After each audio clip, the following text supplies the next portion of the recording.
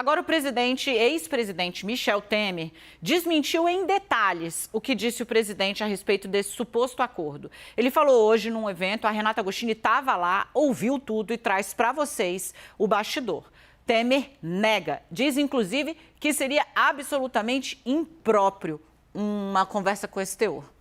Perfeito, Dani, foi isso mesmo. Eu mesma perguntei isso para o presidente Michel Temer. Olha, o presidente Jair Bolsonaro voltou a falar, disse que teve sim um acordo, deu detalhes. E aí, Michel Temer, primeiro, voltou a negar de cara, disse que não. Primeiro ponto que ele coloca, uma conversa entre estadistas, entre ele e Bolsonaro, e esse tipo de conversa, né, que envolveria aí um acordo, arquivamento de um inquérito no Supremo Tribunal Federal em troca de uma carta, de um documento, é isso que o presidente Jair Bolsonaro está falando, é que isso não caberia nesse tipo de interação. E aí ele fez uma linha do tempo. Alguns detalhes Temer já havia dito, mas ele avançou.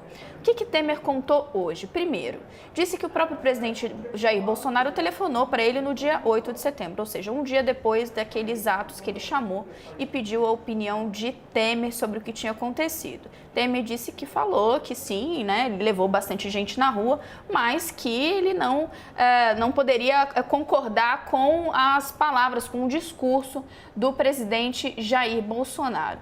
E aí a conversa se estendeu um pouco mais e, segundo Temer, em determinado momento, ele mesmo falou, bem, mas Bolsonaro então tá ligando para que ele fizesse uma ligação para Alexandre de Moraes, para colocar os dois em contato. Segundo Temer, ele falou isso para Bolsonaro, né, que estava entendendo o motivo da conversa. E aí Bolsonaro então autorizou que ele fizesse esse meio de campo. Segundo Temer, no mesmo dia, ele falou com Alexandre de Moraes, conversaram e Temer expôs o que era a proposta dele, que Bolsonaro então fizesse ali um compromisso público, né, uma carta com alguns princípios, recuando basicamente. Disse Temer que Alexandre de Moraes inclusive se mostrou cético, achava que Bolsonaro não ia aceitar esse tipo de movimento. Pois bem, Bolsonaro aceitou. Segundo Temer, Bolsonaro inclusive disse, não, venha a Brasília para a gente conversar sobre isso. E Temer disse, não, olha, vamos já conversar sobre o que vai ser feito ou não, né? Porque uma viagem só para a gente debater o assunto pode não pegar bem nem para Bolsonaro, nem para Temer, na visão de Temer. Isso foi feito. Segundo Temer, nunca houve condicionante nem para que essa carta fosse publicada, nem para a ligação dele para Alexandre de Moraes, nem na véspera e nem no dia esse que ele veio até Brasília. Sim, segundo Temer, ele colocou Bolsonaro e Alexandre de Moraes para conversar por alguns minutos, mas já havia o compromisso com o texto final, texto esse que inclusive foi Michel Temer que sugeriu. Ele se ausentou alguns minutos, os dois conversaram sozinhos. Dani, isso segundo Temer, mas, segundo ele, não foi combinado nenhuma questão anteriormente ao compromisso com a carta. Ô, Renata, é interessante, eu falei aqui quando chamei, né, que eu não sei se o presidente tem a dimensão do que ele está relatando, né?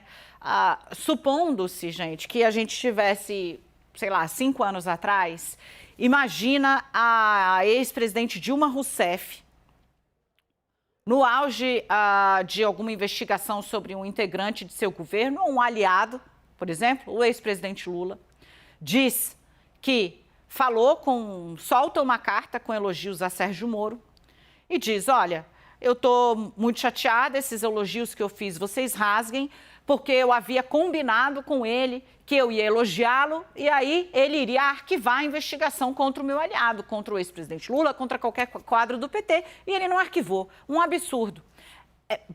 Só muda o personagem, para vocês terem a dimensão do que o presidente está relatando. O presidente está dizendo que ele fez um acordo com o ministro do Supremo para arquivar um inquérito que implica todos os filhos dele que estão na política, que implica os principais aliados dele na Câmara dos Deputados e que implica também, investiga o uso de dinheiro público para disseminação de informação falsa, não só sobre o Supremo, mas sobre o funcionamento da democracia.